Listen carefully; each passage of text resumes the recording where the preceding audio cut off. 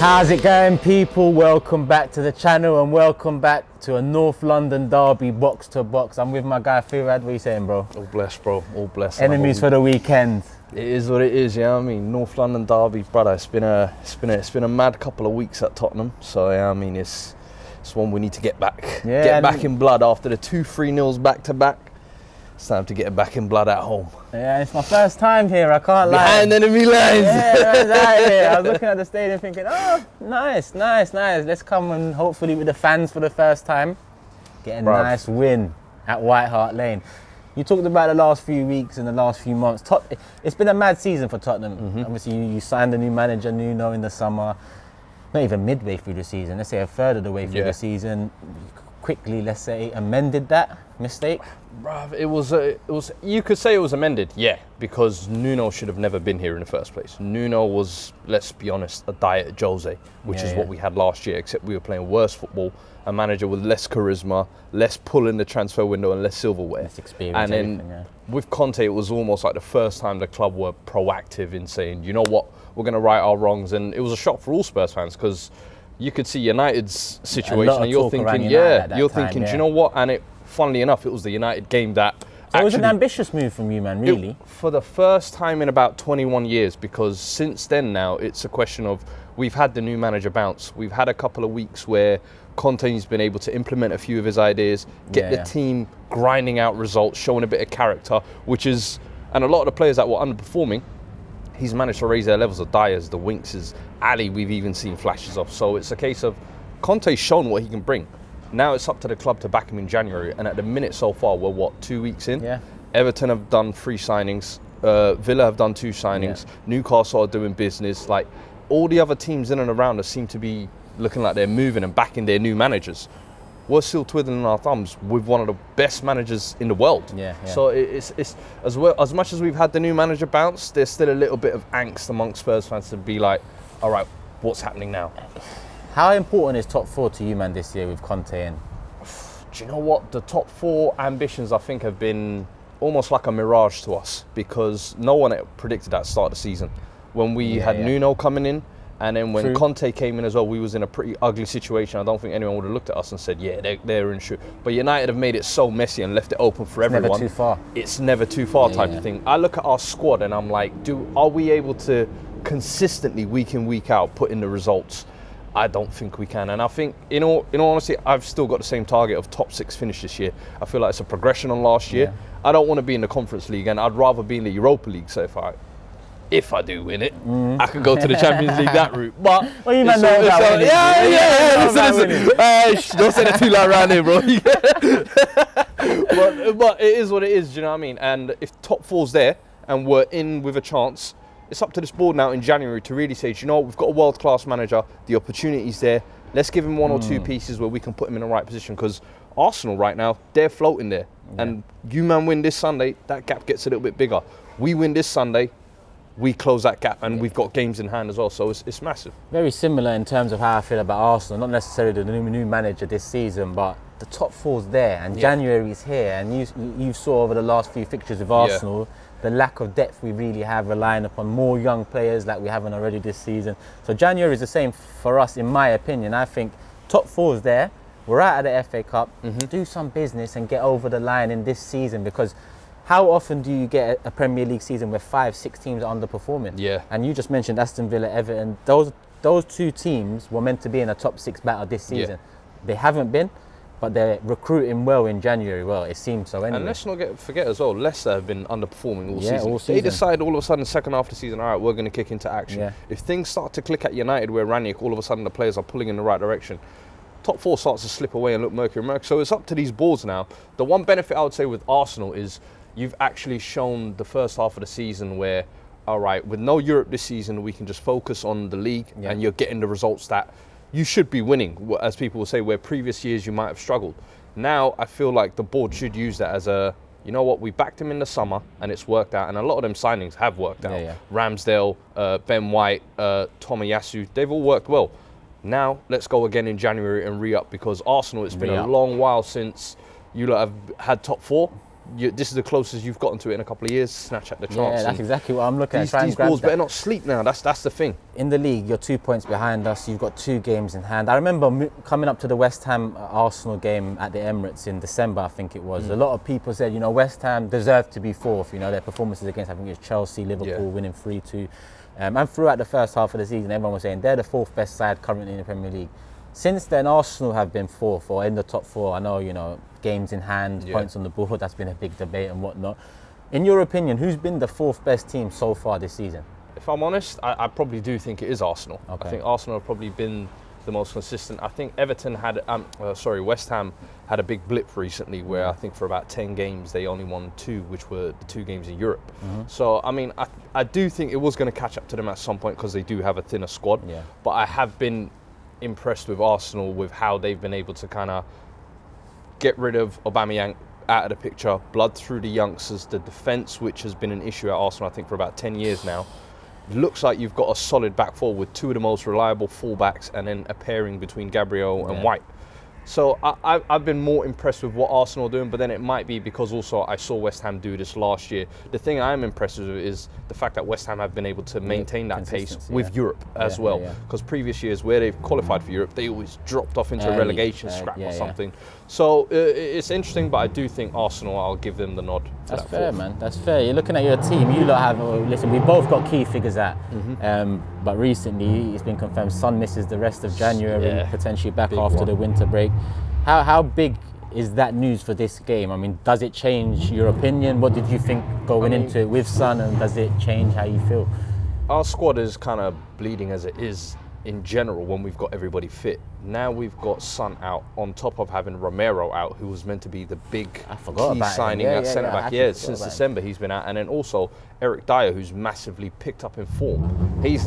I never thought I'd be going into a North London derby saying, yo, we need Eric Dyer, but we're in that situation now where that's the quality we have at the club. We're saying we need Xhaka at the moment, and I've never seen myself saying that, but my man's doing a madness. And this is where the kind of the quality at the club is at the minute, and I don't know, I just feel like it's definitely going to be a massive miss, because Son, I feel like North London derbies has always turned up.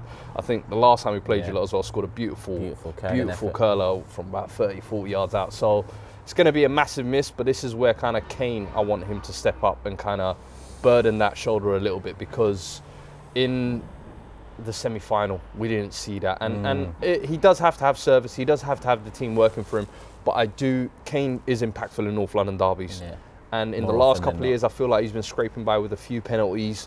Show them you're the big dog home. This is a game where it's a 6-pointer essentially for both teams. So Son's not here, it's all on Kane. Do you think it's his last season?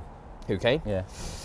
It's weird. I think last summer was a weird one. I felt like it was almost like the only window for him to leave, because coming the summer, are City really going to come in again? When Haaland's the main. When Haaland's there, and I think also Vlahovic's situation is making it interesting. The age comes into a factor. Then his dip performances this year. And you are still going to ask for 100 plus We're mil. not going to budge on our price. So for me, and the thing is, he's got 2 years left as well. So I don't see us moving, and I don't think any team will be willing to fork in that much for a 28 turning 29-year-old who's got some injury issues. I don't see it. I think more than likely what will happen is he'll stay here. He believes in Kante, I think. We maybe sign 1 or 2 decent players, which will kind of think, you know what, I'll sign a nice bumper deal and he'll get 300 grand or something like that. I can see that happening. Fair enough. So you might see him go in America in 33, he'll play the Shearer card. age. He'll play the Shearer card. He'll play the one club man. I'll get the scoring record. Scorer, and all that. That's what he'll go for. And if he can win 1 trophy with silverware or with Spurs, he'll say that means more with any other club, I'm sure. You know that. You know the spiel, man. I know what you mean with that. Listen, Conte's come in, he's changed up things in terms of results. Performances, not so much, I think, your degree so far. Yeah, I think it's a bit performances we've been kind of scraping through, and it's been more, I've been more impressed with kind of the character we've shown, for example, at Watford. Previous years, I feel like we would have just seen that out as a draw, whereas we're still going to the last minute, getting that nick in a winner, even against Palace, where we're like, yo, you know what, you slapped us up, now we're going to get it back in blood. So under Conte, I've seen a little bit more of that character under the team, but playing style, it's been more of the same. And I do think the playing style, though, is because of the players we have. Like, you're having to play a 3 at the back because our centre-backs are so poor, you're almost having to paper over the cracks. We saw when you play 4 at the back with Jose, with Pochettino, with Nuno, it doesn't work. So Conte said, you know what, this is my identity anyway, let's play to it. And see who kind of And get we down don't or lay down kind of. 100%. And our midfield, you look at it, we've got Dele Alli, we've got Højbjerg, we've got Skip, we've got Ndombele. None of them have really shined on the ball or creatively. So our midfield isn't one that can dominate possession or dominate teams from the midfield. So we've been kind of forced into this sit back, counter, 5 at the back, use our width type of game. Yeah. Looking at Arsenal a bit more then, Fuad, main threat for you in terms of if we're going to come here and get a win, the attacking side of things, who are you looking at? I know it seems that Odegaard's out. I think Emil Smith-Rowe will be back. Martinelli, Saka, Saka did pick up a little something against Liverpool, but hopefully he's there. And obviously Lacazette up top. Who would be the main threat? Honestly, I'm looking at Martinelli. Martinelli's been one, I feel like when the going gets tough, he gets going type of thing. And against the bigger sides, I always feel like he puts in the shift as well. And last couple of games, he's popped up with some key goals. I think in moments like this, almost every year, December, January period, Martinelli always seems to pop up with form. And now, big game where the chips are down, you lot are lacking in midfield. I think you lot rely on him. Another one though, Smith-Rowe, I think as well. He's always been coming off the bench this season, maybe not starting, but hitting them daggers. And the home game against you guys. Yeah, he scored as well. Yeah, started it off early. Boom, well, 1-2, bop, bop, out edge of the box, and Doherty obviously giving him all the space he needs. But he's an Arsenal fan as well. Come on, Doherty, my guy. Irish as well, my guy. But I think with that, obviously, you lot will have a chance as long as Emil Smith-Rowe and Martinelli can bring what they've been bringing this season. And in terms of key battle, I'm worried about our midfield, but I'm looking at yours as well. And Ndombele, I don't think he'll come back into the side because of the recent, performances and getting booed recently. So I look at your midfield and there's nothing really to be frightened of either. So it looks like two poor midfields going up against each other. So where is the key battle on this pitch? Out wide. Out wide is where the game is going to be won. I think most of our creativity comes from our width anyway. But like Lucas and Lucas is another one as well. I think along with Kane needing to step up, Lucas has stepped up massively since Kante's come in. He's going to need to carry on that rich vein of form, and I think his battle against Tierney and then Tomiyasu as well against. I'm not even sure who it will be, because Brian Gill could come in, it could be Dele Alli, it could be Lascelles. So that would be interesting. Tomiyasu's been, for me, signing of the season so far. I'm with you on that. I'm with you on that. I think he's been incredible, honestly. I'm so, one of the things every week that gets me so angry is seeing him ball out for Arsenal. And Emerson right out here. And then we've got, I call him number 12. And number 12, I got the Bolivian salesman. That's even a disrespect to 12, because Henry's 12.